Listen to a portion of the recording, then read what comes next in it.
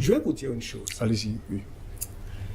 Quand le chef de l'État, Faure Gnassingbé, a pris le pouvoir en 2005, ses amis de la CEDEAO, ses amis de l'Union européenne, tout le monde a commencé à argumenter en disant « Oui, c'est un jeune, il a fait des études, et il a de bonnes manières, et c'est le fils du général, dictateur, et donc, si on lui donnait le pouvoir pendant un mandat, il ferait une transition et il va mettre le pays sur les rails de la démocratie. » Et on disait que nous sommes engagés dans un processus de démocratisation.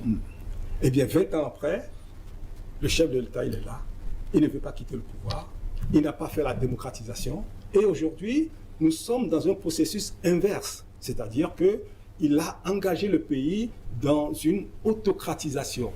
On n'est plus dans un processus de démocratisation, on est revenu dans un processus d'autocratisation. Qu'est-ce que ça veut dire? Ça veut dire que, eh bien, les Togolais ont été floués. Ça veut dire que les Togolais ont été trompés. Et aujourd'hui, on a encore récemment, en fin d'année, l'Assemblée nationale qui nous dit qu'ils veulent modifier la Constitution.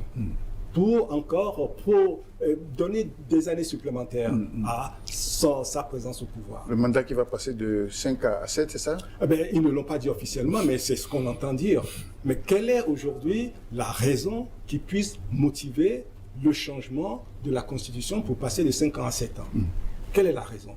Je pense que nous sommes justement dans un pays où, finalement, on fait du peuple togolais ce qu'on a envie de faire. On fait de la démocratie le jeu qu'on a envie de faire. Et nous avons un masque. On a comme un masque de démocratie. Le Togo n'est pas un pays démocratique.